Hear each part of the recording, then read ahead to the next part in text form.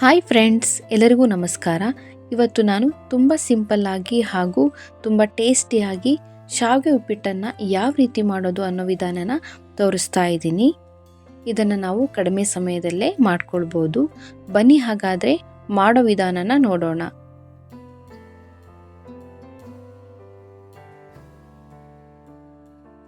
ಮೊದಲೇದಾಗಿ ನಾನಿಲ್ಲಿ ಅರ್ಧ ಕಪ್ ಆಗುವಷ್ಟು ಶಾವಿಗೆನ ತಗೊಂಡಿದ್ದೀನಿ. ಇದಕ್ಕೆ 3 ಮೀಡಿಯಂ ಸೈಜ್ ಈರುಳ್ಳಿನ ಕಟ್ ಮಾಡಿಟ್ಕೊಂಡಿದ್ದೀನಿ. 4 ರಿಂದ 5 ಹಸಿಮೆಣಸಿನಕಾಯಿ, ಸ್ವಲ್ಪ ಕರಿಬೇವು, ಸ್ವಲ್ಪ ಕೊತ್ತಂಬರಿ, ಹಾಗೆ 2 ಟೊಮೊಟೊನ ಚಿಕ್ಕದಾಗಿ ಹೆಚ್ಚಿಕೊಂಡಿಟ್ಕೊಂಡಿದ್ದೀನಿ. ನಂತರ ಒಂದು ಕಡಾಯಿಗೆ ಸ್ವಲ್ಪ ಎಣ್ಣೆ ಸೇರಿಸ್ತಾ ಇದ್ದೀನಿ. ಎಣ್ಣೆ ಬಿಸಿಯಾದ ನಂತರ ಇದಕ್ಕೆ ಶಾವಿಗೆ ಸೇರಿಸ್ತಾ ಇದ್ದೀನಿ.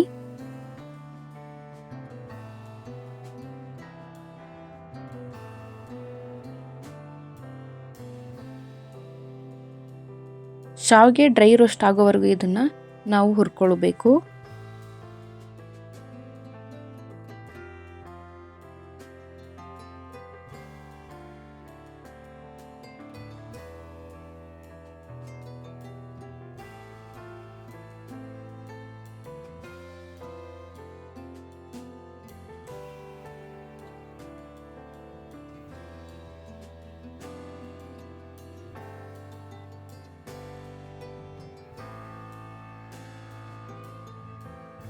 ನೋಡಿ, ಈ ರೀತಿ ಕಲರ್ ಚೇಂಜ್ ಆಗೋವರೆಗೂ ಇದನ್ನು ಫ್ರೈ ಮಾಡ್ಕೊಳ್ಬೇಕು.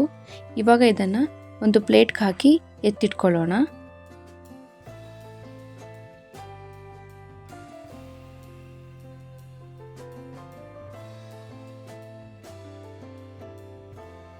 ನಂತರ ಅದೇ ಕಡಾಯಿಗೆ ಸ್ವಲ್ಪ ಎಣ್ಣೆ ಸೇರಿಸ್ತಾ ಇದ್ದೀನಿ. ಎಣ್ಣೆ ಬಿಸಿಯಾದ ನಂತರ 1 ಸ್ಪೂನ್ ಜೀರಿಗೆ, 1 ಸ್ಪೂನ್ ಸಾಸಿವೆ, ಹಾಗೆ 2 ಸ್ಪೂನ್ ಆಗುವಷ್ಟು ಕಡಲೆಬೇಳೆ ಹಾಕ್ಕೊಳ್ತಾ ಇದ್ದೀನಿ. ಇವಾಗ ಇದನ್ನು ಚೆನ್ನಾಗಿ ಫ್ರೈ ಮಾಡ್ಕೊಳ್ಳೋಣ.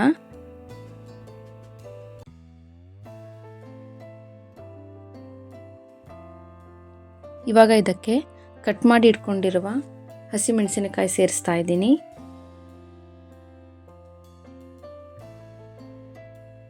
ನಂತರ ಕರಿಬೇವು ಚೆನ್ನಾಗಿ ಫ್ರೈ ಮಾಡ್ಕೊಳ್ಳೋಣ. ನಂತರ ಈರುಳ್ಳಿ ಸೇರಿಸ್ತಾ ಇದ್ದೀನಿ.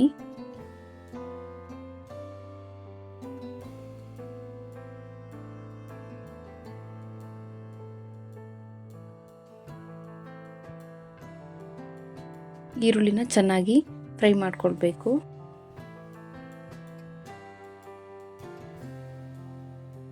ಇವಾಗ ಟೊಮೊಟೊ ಸೇರಿಸ್ತಾ ಇದ್ದೀನಿ. ಇದನ್ನು ಕೂಡ ನಾವು ಚೆನ್ನಾಗಿ ಫ್ರೈ ಮಾಡ್ಕೊಳ್ಬೇಕು.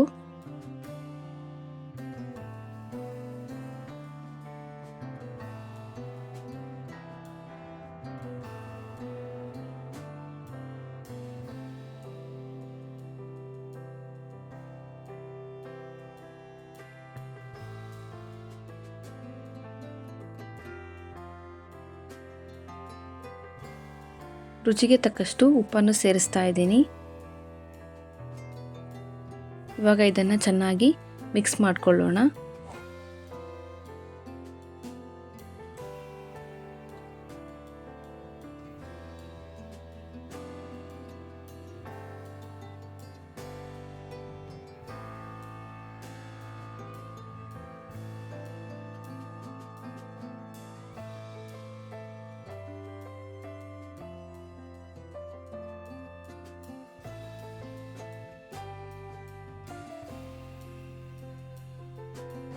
ಎರಡರಿಂದ 3 ನಿಮಿಷ ಇದನ್ನು ಚೆನ್ನಾಗಿ ಫ್ರೈ ಮಾಡ್ಕೊಳ್ಬೇಕು.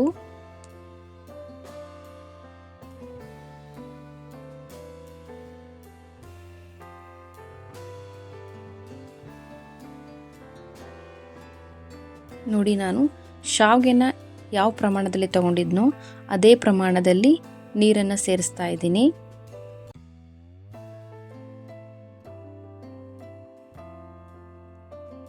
ಇವಾಗ ಇದನ್ನು ಒಂದ್ಸರಿ ಚೆನ್ನಾಗಿ ಮಿಕ್ಸ್ ಮಾಡ್ಕೊಳ್ಳೋಣ.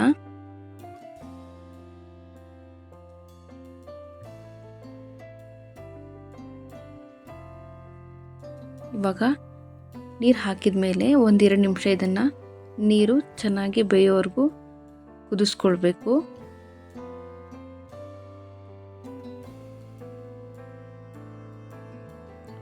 ಇವಾಗ ಶಾವಿಗೆ ಸೇರಿಸ್ತಾ ಇದ್ದೀನಿ.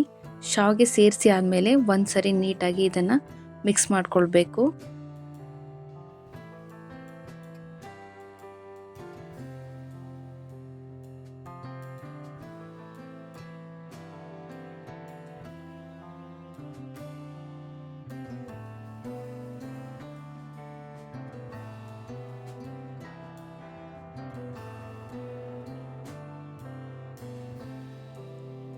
ಇವಾಗ ಇದಕ್ಕೆ ಸ್ವಲ್ಪ ಕೊತ್ತಂಬರಿ ಸೊಪ್ಪನ್ನು ಸೇರಿಸ್ತಾ ಇದ್ದೀನಿ. ಮತ್ತೆ ಇದನ್ನು ನಾವು ಚೆನ್ನಾಗಿ ಮಿಕ್ಸ್ ಮಾಡ್ಕೊಳ್ಳೋಣ.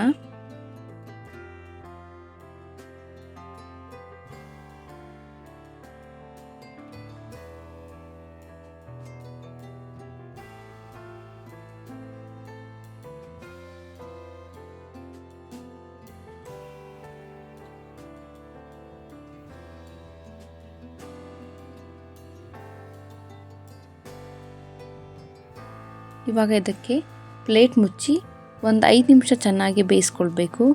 ನೋಡಿ, ಈ ರೀತಿಯಾಗಿ ಶಾವಿಗೆ ಉಪ್ಪಿಟ್ಟು ರೆಡಿಯಾಗಿದೆ. ತುಂಬ ಬಿಡಿ ಬಿಡಿಯಾದ ಶಾವಿಗೆ ಉಪ್ಪಿಟ್ಟು ರೆಡಿಯಾಗಿದೆ.